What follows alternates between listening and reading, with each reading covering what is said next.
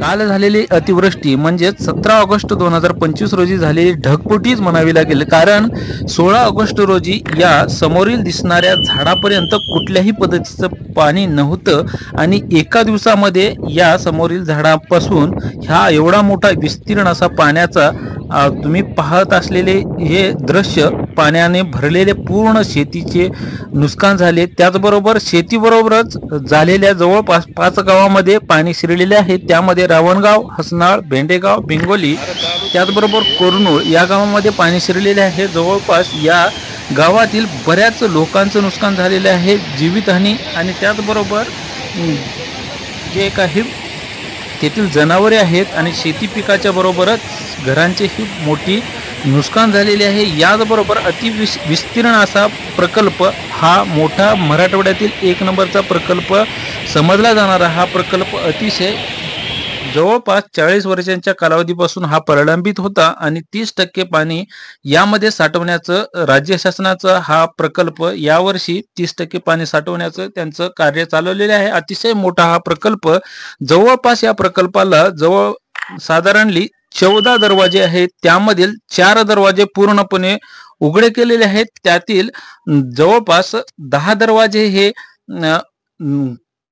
थोड्या प्रमाणात उघडे करण्यात आलेले आहे। साधारणली पाहिलं तर सर्व दरवाजे उघडे करण्यात आलेले आहेत। याच माध्यमातून या पाण्याची पातळी पाहता तुम्हाला सर्व दूर पाणी दिसत आहे। यामध्ये आता खालील काही गावांचाही मोठ्या प्रमाणावर नुकसान झालेले आहे। त्यामध्ये इडग्याळ, त्याचबरोबर सांगवी हे नदीकाठच्या जे गावे आहेत त्यांचेही शेती पिकांचे अतोनात प्रकारचे नुकसान झालेले आहे। यामध्ये आता जवळपास रावणगाव, हसनाळ, कोरनूळ, भेंडेगाव यामध्ये युद्ध पातळीवर कार्य चालू आहे। यामधील जे काही अडकलेले लोक आहेत, त्यावरती घरावरती किंवा झाडावरती जाऊन बसलेले लोक आहेत, यांना काढण्यासाठी, वाचवण्यासाठी जहाजाच्या माध्यमातून त्यांना बाहेर काढण्यात येत आहे आणि त्यांची व्यवस्थित ठिकाणी त्यांची व्यवस्था करण्यात आलेली आहे। यामुळे या सर्व झालेल्या परिस्थिती उपजिल्हाधिकारी तसेच जिल्हाधिकाऱ्यांच्या माध्यमातून प्रशासनाला मोठ्या प्रमाणावर सूचना देण्यात आलेल्या आहेत। त्याचबरोबर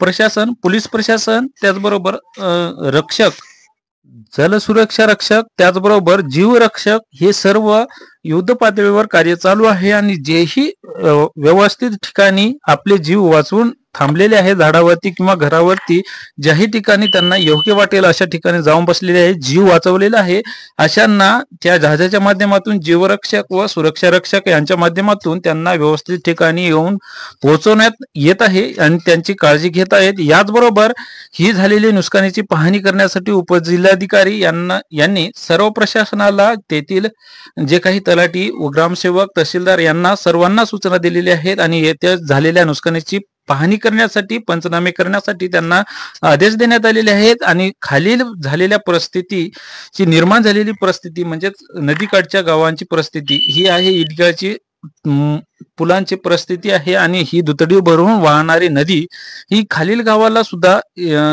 पिकांचे नुकसान करत आहे। याबरोबरच समोरील झालेल्या गावांची नुकसानीची पाहणी करण्यासाठी सुद्धा जिल्हा प्रशासनाच्या व राज्य तालुक्याच्या प्रशासनाच्या माध्यमातून सूचना देण्यात आलेल्या आहेत। पंचनामे केले जाणार आहे।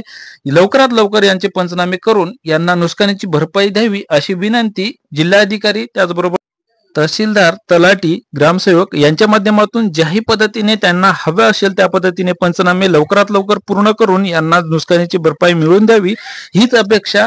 तर मित्रांनो, झालेल्या ह्या गावांची परिस्थिती थोडक्यात जाणून घेण्याचा आपण प्रयत्न केलेला आहोत। या चॅनलवरती तुम्ही नवीन असाल तर या चॅनल नक्कीच सबस्क्राईब करा, जेणेकरून अशा विविध प्रकारच्या अजून जवळ घडलेल्या गोष्टींची आढावा घेण्यासाठी, शेती उपयोगी माहितीसाठी या चॅनलला नक्कीच सबस्क्राईब करा। पुन्हा भेटूयात अशाच नवीन माहितीसोबत, तोपर्यंत धन्यवाद।